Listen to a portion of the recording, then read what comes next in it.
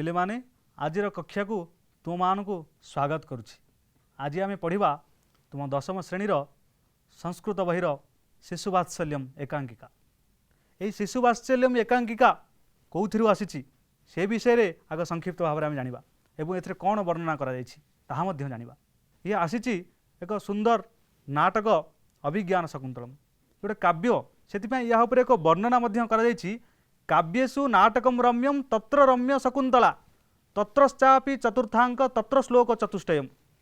जेते सब नाटक अच्छी नाटक मानक मध्य उत्कृष्ट होची शकुंतला नाटक। शकुंतला नाटक रे जो रही श्लोक गुड़िक जो 7टी अंक रही से 7टी अंक मध्य चतुर्थ अंक होची ऊपर गुरुत्व दि जाएगी। चतुर्थ अंक मध्य ये जो 4टी श्लोक आम बर्तमान देखा ये काव्य कौन। ये काव्य हूँ मुख्यतः दुई प्रकार गोटे दृश्य काव्य और गोटे श्रव्य काव्य।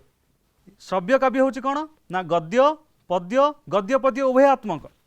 गद्य जीव कथा काव्य आख्यायिका काव्य, पद्य काव्य जीव महाकाव्य एवं खंड काव्य, गद्य पद्य उभयात्मक जीव चंपू विरुद्धकम करभकम। तापरे दृश्य काव्य। दृश्य काव्य मुख्यतः दुई प्रकार गोटे हूँ रूपकम उपरूपकम। रूपक हूँ 10टी नाटक प्रकरण भ्राण इत्यादि। उपरूपक हूँ 18टी नाटिका तोटकम गोष्ठी इत्यादि 18टी। ये जो काव्य आम देखिले ये जो दृश्य एवं श्रव्य काव्य मान मध्य दृश्य काव्य हूँ उत्कृष्ट। से जो नाटक रही जो रूपक जो नाटक पदटी रही ताहार मध्य अत्यंत नाटकर प्रख्याति रही। तेणु से नाटक को अग्राधिकार दि जाइए। वर्तमान आम देखा ये जो शिशुवात्सल्यम प्रकरणटी जो आसी अभिज्ञान शकुंतलम नाटक यही शिशुवात्सल्यम प्रकरण को पढ़ा पूर्व अभिज्ञान शकुंतलम ये जो नाटक विषय रे संक्षिप्त भाव में आम कि जानिबा। प्रायतः तुम मैंने समस्ते जानिच जेते बेले कौन ऋषि बा तपस्वी कठोर तपस्या करती अथवा तपस्या मग्न हो जाती से अत्यंत व्यस्त विव्रत हो जाती। काले भगवान तांकर तपस्या संतुष्ट होई वर मागिबा कहिबे एवं इंद्रपद मागि नहीं जिवे। सेतिपई इंद्र कौन देवता प्रभावित हूँ कि न हूँ देवराज इंद्र प्रभावित हो जाती। तेणु महर्षि विश्वामित्रंकर तपभग्न करने निमंते अप्सरा मेनका को पठाई। मेनका जाई महर्षि विश्वामित्रंकर तपभंग करी तांका संस्पर्श आसिले एवं एक कन्या संतानटी को जन्म देले एवं तापरे ये कन्या संतानटी को छाड़ी देई महर्षि विश्वामित्र एवं स्वर्गर अप्सरा मेनका एमाने चलीगले बाटर एवं से कन्या संतानटी को शकुंता आदि पक्षी माने रक्षा करथिले। से मार्ग दे जते बेले महर्षि कण प्रत्यावर्तन करुछंती देखिले कन्या संतानटी महर्षि कणु नहीं निजर आश्रम रे से कन्या संतानटी को पालन पोषण कले। से आश्रम रे से बढ़िले। शकुंता आदि पक्षी माने से तांकर रक्षा करथिबारु से कन्याटीर नाँ देइथिले शकुंतला। शकुंतला से आश्रम रे बढ़िले। समस्तंकर अति स्नेहभाजन हेले एवं से आश्रम रे से समस्तंकर सेवा शुश्रूषा कले। केवल मनीष मान नुह मनीष पशु पक्षी वृक्षलता समस्तंक प्रति से जत्न करुथिले। एभली सखी मानक सहित से अरण्य रे भ्रमण समय रे राजा दुष्यंत जेतेबेले मृगया निमंते आसी कण ऋषिंकर आश्रम रे पहुँची देखिछंती सखी मानक मेल रे शकुंतला एवं शकुंतलांकर रूप लावण्य को देखी राजा दुष्यंत अत्यंत विमोहित हो जाइछंती म्रियमाण हो जाइछंती एवं तांक सहित शकुंतला प्रति आकृष्ट होइछंती एवं तांकर भितरे मध्य प्रेम एवं प्रणय जागृत होइछि। तापरे राजा दुष्यंत शकुंतला को गांधर्व विवाह करि नैछंती। गांधर्व विवाह करनेबा परे से आश्रम रे किछि दिन रहिछंती। राजा दुष्यंतଙ୍କ संस्पर्शरे शकुंतला आसिबा परे शकुंतला अंतःसत्त्वा होइछंती एवं खबर आसी पहुँची राजा को निजर राज्य को प्रत्यावर्तन करिया पई एवं राजा जेतेबेले जीवा पई उद्यत हेउछंती सेतेबेले शकुंतला अत्यंत व्यथित हो जाइछंती। किंतु राजा शकुंतला को विवाह करि नेबे निजर पाटराणी करि रखिए बोली वचन देइथिले एवं वचन देवा संगे संगे निज हाथरू मुद्रिकाटीए मध्य काढ़ी देइथिले। नामांकित मुद्रिकाटी को मध्य देइथिले आनिकरी शकुंतला को निजर नामांकित मुद्रिका राजा देइथिले। ये मुद्रिका दे सारिया परे राजा दुष्यंत तांका राज्य को चलीगले। शकुंतला दुष्यंत प्रेम एभली भाव अभिभूत हो जाइथिले, एभली भाव मग्न हो जाइथिले, तांको अलगा किछि देखा जाउ नथिला, अलगा किछि मधे जानुथिले, केवल सी शयने सपने जागरणे केवल दुष्यंतर कथा, दुष्यंतर प्रतिछवि ही तांका मनरे केवल आसुथिला। से जोठी जो स्थान रे जोठी बसिले केवल चिंतामग्न अवस्था रहिले, केवल राजा दुष्यंतर कथा ही चिंता करुछंती, भाबुछंती। एही भली भावनारत अवस्था थिबा समय रे महर्षि दुर्वासा आसी आश्रम रे पहुंचंती। पूर्व अनेक थर आसीथिले, तांकर स्नेह तांकर यथार्थ सम्मानर सहित तांको सेवा शुश्रूषा मध्य करथिले। जेतेबेले एही भली अवस्था रे थिबा समय रे दुर्वासा आसी पहुंचंती, से डाकिछंती, देवी हे देवी आसी जाइछि मु, आगत अस्मि हम। किंतु शकुंतला संपूर्ण भाव रे निजर प्राणप्रिय राजा दुष्यंतक कथा चिंता करी मने पकई से तांकर स्वप्न राइज रे भासी बोलुछंती। दुर्वासांकर वचन तांकर कर्णपात हेउ नाही। शेषरे दुर्वासा क्रोधान्वित होई तांको अभिशाप दैछंती। महर्षि दुर्वासा क्रोधान्वित हो जाइछंती, शकुंतला को अभिशाप दैछंती। कौन कहउछंती, घेन पूज्य पूजा व्यतिक्रम फल जाठारे रखिछु लय, से तोते चिन्हिब नाही रे तू देले आपणार परिचय। यही अभिशाप शुणिया परे तांकर दुई जन जो सखी अछंती से झटिति हेब हठात दौड़ी आसी ऋषिंकर पाद तले पड़ी जाइछंती। महर्षि एते बड़ अभिशाप रु हमर सखी शकुंतला को रक्षा करंतु, उद्धार करंतु। सेठी महर्षि दुर्वासा कहते शकुंतला को राजा दुष्यंत चिन्हि पारिबे नाही, प्रत्याख्यान करदेवे, किंतु परवर्ती समय रे किछि सूचकांक एवं चिन्ह द्वारा मने पकई आसी शकुंतला को ग्रहण करने। तापरे आश्रम रे आसी महर्षि कर्ण पहुँची जानिले शकुंतला अंतसत्वा तांकर दुई जन तपस्वी सारंगरव शरदवध एवं तांकर माता गौतमी सहित शकुंतला को पतिगृह को प्रेरण करिवार बंदोबस्त कले।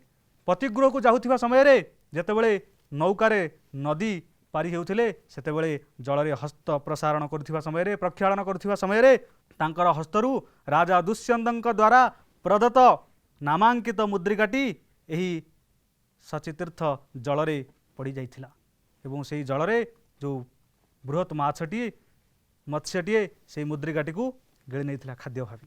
तापरे शकुंतला निजर माता गौतमी एवं सारंगरव शरदवत सहित जाई दुष्यंतर राजउआस रे पहुंचंती।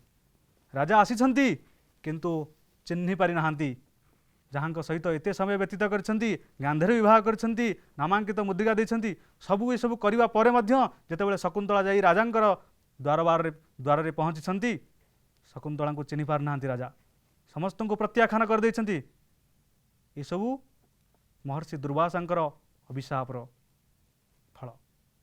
तापरे सेठू निराश ही निकटरे थिबा मरीचिंक आश्रम रे जाई आश्रय नेछंती शकुंतला एवं मरीचिंक आश्रम रे से जो अंतसत्वा थिले सेठी पुत्र संतानटी को जन्म देछंती। परवर्ती समय रे धीवर जनक माछ धरुथिबा समय रे से बृहत मत्स्यटी तार जाल रे पड़िला एवं से जेतेबेले काटिला ता पेटरू ए जो मुद्रिकाटी बाहरला राजांकर नाम लिखा हैथिला। से हठात से मुद्रिकाटी को धरी राजांक निकट आसी पहुंचती। तापरे ए धीवर जनक माछ पेटरू मुद्रिकाटी प्राप्त करी राजांक निकट रे आसी पहुंचती एवं राजा जेतेबेले निजर नामांकित मुद्रिकाटी को देखिछंती सेतेबेले तांकर पूर्व वृत्तांत सब मने पड़ी जाइछि। तापरे स्वर्गर राजा इंद्र तांको युद्ध रे सहायता करिया पई मातळी को प्रेरण करछंती एवं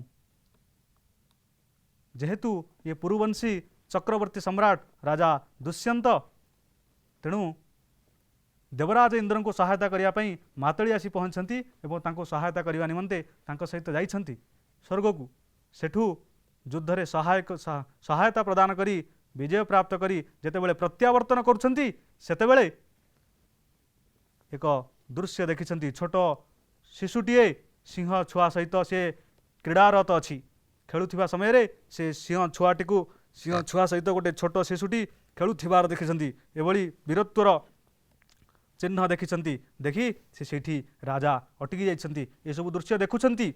तापरे आरंभ होईची ए अभिज्ञान शकुंतलम नाटकर अंतिम अंक 7टा अंक मध्यरु अंतिम अंक ये अंतिम अंकर दृश्य।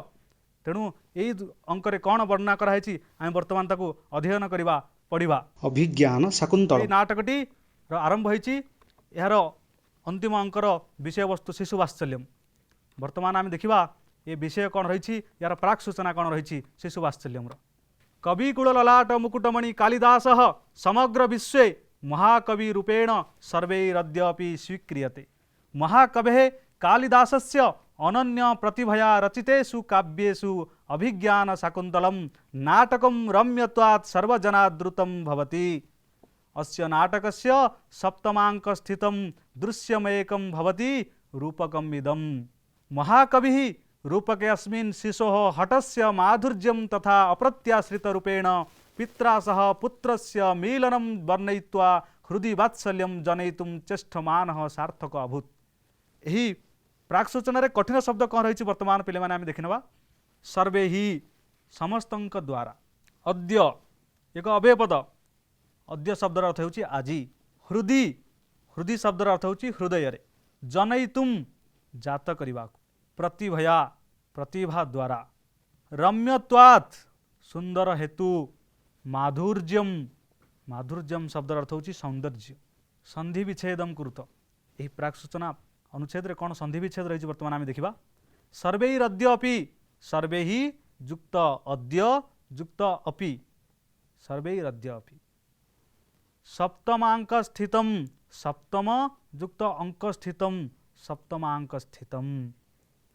तापर रही दृश्यमेकम दृश्यम युक्त एकम दृश्यमेकम। रूपकमिदम रूपकम युक्त ईदम। सार्थक अभूत सार्थक युक्त अभूत ये विसर्ग संधि। रूपके अस्मिन् रूपके युक्त अस्मिन् ये पूर्व रूप संधि। वर्तमान देखा ये अनुच्छेद रे ये प्राक सूचना रे जो रेखांकित कर यार सकारण व्यक्ति कौन रही। कविकुल ललाट मुकुटमणि कालिदास समग्र विश्व महाकवि रूपेण सर्वैरद्यापि स्वीकृति। कालिदास कर्तृपद कर्तरी प्रथमा। तापर जी समग्र विश्व रे अधिकरणे सप्तमी। महाकवि रूपेण सर्वैरद्यापि स्वीकृति। सर्वे ही समस्त द्वारा सर्वे ही अनुक्ते कर्तरी तृतीया। महाकवे कालिदासस्य अनन्य प्रतिभया रचितेषु काव्येषु रचितेषु काव्येषु ये हूँ ये निर्धारण अर्थ रे प्रयोग करा जायछि। ये हम निर्धारणे सप्तमी। तापर रही महाकवि रूपकस्मिन् शिशोः हठस्य माधुर्यं तथा अप्रत्याश्रित रूपेण पित्रा सह पुत्रस्य मेलनम। एठी रूपके अस्मिन् रूपके यार सकारण विभक्ति अधिकरण अधिकरण कारक रही अधिकरणे सप्तमी। शिशोः शिशु शब्दर षष्ठी विभक्ति एक वचन शिशोः सकारण विभक्ति शेषे षष्ठी। यही प्राक सूचना जो रही एथे केते गुटे समास पद रही। समग्र विश्व समग्रम विश्वम तस्मिन् ये विशेष विशेषण यह संबंध होइछि कर्मधारय समासः। महाकवि रूपेण महान कवि ही कर्मधारय समासः। अनन्य प्रतिभया अनन्य प्रतिभातया कर्मधारय समास। सर्वजनादृतम सर्वजने ही आदृतम तृतीया तत्पुरुष। सप्तमांक स्थितम सप्तमांके तिष्ठति इति उपपद तत्पुरुष। एथिरे केते गुड़िए प्रकृति प्रत्यय रही। रचितेषु रच युक्त रचितेषु। स्थितम स्था धातु त प्रत्यय। मीलनम मील युक्त ल्यूट। जनयितुम जन युक्त तुमुन। चेष्टमानः चेष्ट युक्त सानच। वर्णयित्वा वर्ण युक्त त्वा। देखिबा शिशु वात्सल्यम यही प्राक सूचनार कौन अर्थ रही। कविकुल ललाट मुकुटमणि कालिदास समग्र विश्व महाकवि रूपेण सर्वैरद्यापि स्वीकृति। कविकुल ललाट मुकुटमणि कालिदास समग्र विश्व रे महाकवि रूपरे समस्त द्वारा एवं स्वीकार करा जायछि। महाकवे कालिदासस्य अनन्य प्रतिभया रचितेषु काव्येषु। महाकवि कालिदासंकर अनेक अनन्य प्रतिभा रचित काव्यमानक मध्यरु अभिज्ञान शकुंतल नाटक रम्यत्वात् सर्वजना आदृतम भवति। ये अभिज्ञान शकुन्तलम नाटकटी मनोरम अर्थात रम्य हेतु सर्वजनादृतम भवति, सबु लोकमानंकर आदृत अथवा आदरणीय होइछि। अस्य नाटकस्य सप्तमांक स्थितम दृश्यमयकम भवति रूपकमिदम। एही नाटकर अभिज्ञान शकुन्तलम नाटकर सप्तमांकर थिबा दृश्य होउछि ए रूपक। सप्तमांकर रूपक होउछि आज आमर आलोच्य विषय वस्तु शिशुवात्सल्यम। महाकवि रूपकेऽस्मिन् शिशो हटस्य माधुर्यं तथा अप्रत्याश्रित रूपेण पित्रा सह पुत्रस्य मेलनं वर्णयित्वा हृदि वात्सल्यं जनयितुं चेष्टमान सार्थक अभूत्। महाकवि कालिदास एही रूपकरे शिशुर हठपण अथवा माधुर्य भाव तथा अप्रत्याश्रित रूपरे अप्रत्याश्रित भाव पिता सहित पुत्रर मिलन वर्णना करी हृदय रे वात्सल्य भाव जागृत कराया पैका चेष्टा करिसेंती महाकवि कालिदास। वर्तमान देखिया प्रथम अनुच्छेद शिशुवात्सल्यम। ततः प्रविशति तपस्विनी भ्यांसः बालः कथयति जृम्भस्व सिंह दन्तान्ते गणयिष्यामि। प्रथमा तपस्वी अविनीत किं न अपत्य निर्विशेषाणि सत्त्वानि पीडयसि हन्त वर्धते ते संरभ स्थाने खलु ऋषिजनेन सर्वदमन इति कृतं ते नामधेयम्। द्वितीया तपस्वी कथयति एषा खलु केसरिणी तां लंघयिष्यति यदि एतस्याः पुत्रकं न मुञ्चसि। देखिबा एथरे कठिन शब्द कौन रही जृम्भस्व छोट शिशुटी कहूँ सिंह छुआ को जृम्भस्व। जृम्भ शब्द अर्थ हूँ मुख खोल। गणयिष्यामि गणिबी। अविनीत अविनीत शब्द अर्थ हूँ दुष्ट। खड़ु वास्तव संभ्रभ साहस संधि विच्छेदम कुरुत। नो अपत्य निर्विशेषाणि न युक्त अपत्य निर्विशेषाणि। रेखांकित पदानां सकारण विभक्ति। जृम्भस्व सिंह दंतान्ते गणयिष्यामि। सिंह ये हूँ संबोधनी प्रथमा। दंतान्ते गणयिष्यामि दांतगुड़ी को कर्मणि द्वितीया। तापर रही स्थाने खलु ऋषिजनेन सर्वदमन इति कृतं ते नामधेयम्। स्थाने अधिकरणे सप्तमी। ऋषिजनेन इठी कर्मपद रही ऋषिजनेन कर्तृपद तेणु अनुक्ते कर्तरी तृतीया। ते शेषे षष्ठी। तापर रही ऐसा खलु केसरिणी त्वाम लंघयिष्यति। त्वाम कर्मणि द्वितीया। समास अविनीत अविनीत न विनीतः नय तत्पुरुष। ऋषिजनेन ऋषि एव जनः तेन रूपक कर्मधारय। सर्वदमनः सर्वेषां दमनं करोति इति उपपद तत्पुरुष। प्रकृति प्रत्यय। विनीतः वि उपसर्ग नि धातु त प्रत्यय। स्थाने स्था धातु लिउट प्रत्यय स्थाने। कृतम कृ धातु त प्रत्यय। देखिबा यार अर्थ कौन रही ततः प्रविशति तपस्विनी भ्यांसः बाल। नाटकर अयम आरंभ होइछि। मंच मध्य को प्रवेश करछन्ति तपस्विनी दुई जन सहित छोट शिशु। छोट शिशु कहूँ जृम्भस्व सिंह दंतान्ते गणयिष्यामि। रे सिंह तोर पाटी खोला कर मु तोर दांत गणिबी। प्रथमा अविनीत किं न अपत्य निर्विशेषाणि सत्त्वानि पीडयसि। हे अविनीत हे दुष्ट कहीं ए छोट सिंह शावक मानकु तू पीड़ा देउछु कष्ट देउछु। हंत वर्धते ते संभ्रव स्थाने खलु ऋषिजनेन सर्वदमन इति कृतं ते नामधेयम्। तोर यही गुण पाई ऋषिजन माने तोर ना सर्वदमन देइछन्ति। द्वितीय तपस्वी ऐसा खलु केसरिणी ताम लंघयिष्यति यदि एतस्याः पुत्रकम न मुञ्चसि। ये हूँ केसरिणी यार माँ जदि तू ए सिंह छुआटी को न छाड़ू ताले यार माँ तते आसी गिलीदब। तापरे आम देखा द्वितीय अनुच्छेद आपको बर्तमान आम आपको रिडिंग करनवा।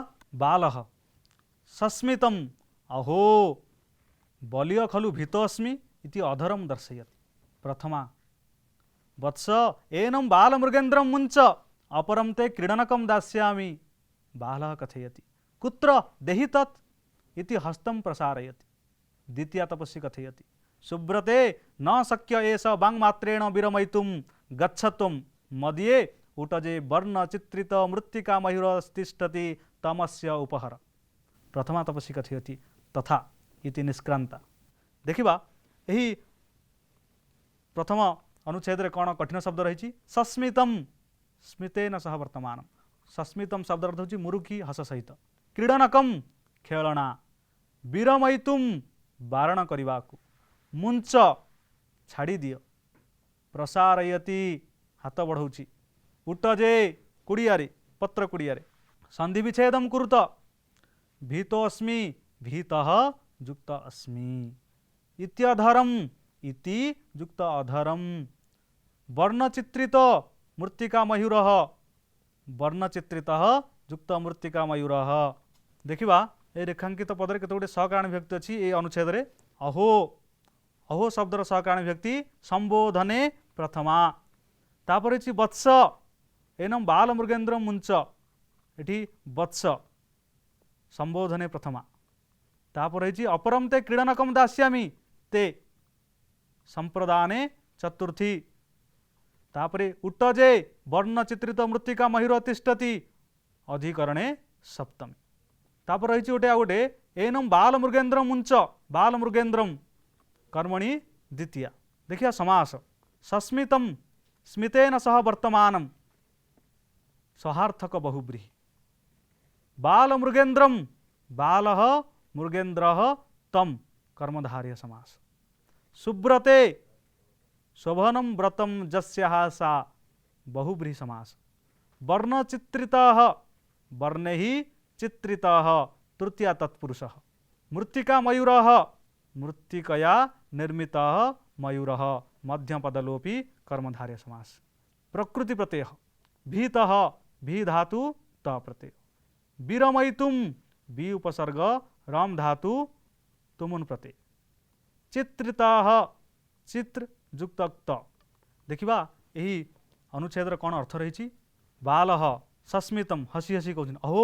बलिय खलु भीत अस्मि हाँ बहुत बलवान एक कहले मुझे डरीजी एक कही इति अधरम दर्शयति निजर ओष्ठ को प्रसारण करुच्ची प्रथमा तपसी कहूँ वत्स एनम बाल मृगेन्द्र मुंच अपरम ते क्रीडनकम दास्यामि प्रथमा तपसी कहते हे पुत्र ए सिंह छुआटी को तुम्हें छाड़ या प्रतिबदल में तुमको खेलनाटी आणिक देवी बाल कथे कुत्र देहि तत् से छोट शिशुटी कहूँ कौटी अच्छी दिय इति हस्तम प्रसारयति द्वितीय तपसी सुब्रते न शक्य एस बांगमात्रेण विरमयितुम आकु केवल तुम्हें कथा कही आकु तुनि करि परिबो नाही गच्छ तुम्हें जाओ मदीय उठजे वर्णचित्रित मृत्तिका मयूर तिष्ठति तमस्य उपहर तुम्हें जाओ मोर कुड़ियारे गोटे सुंदर वर्णचित्रित मृत्तिका मयूर रही ताकू आनी ए शिशुटी को उपहार दियो प्रथमा तपसी तथा इति निष्क्रांता यह कही जाइछि चली जाइछि मृत्तिका मयूर उटजरू आनिबा निमंते वर्तमान पिले माने देखिबा एई अनुच्छेद रे कौन प्रश्न रही कह महाकवि आसीत् कालिदासः महाकवि आसीत् कथम अभिज्ञान शकुन्तलम नाटकम सर्वजनादृतम भवति रम्यत्वात् अस्मिन् नाटके कति अंकाः सन्ति 7 अंकाः सन्ति सिंह शिशुं धृत्वा बालः किम अवदत् जृम्भस्व सिंह दन्तान्ते गणयिष्यामि सर्वदमन इति बालस्य नाम केन कृतं ऋषि जनेन कृतं पिले माने परवर्ती कक्षारे आमे पढ़िबा तृतीय अनुच्छेद ठारू अवशिष्टांश तदानी पर्यन्तं तिष्ठामि धन्यवाद।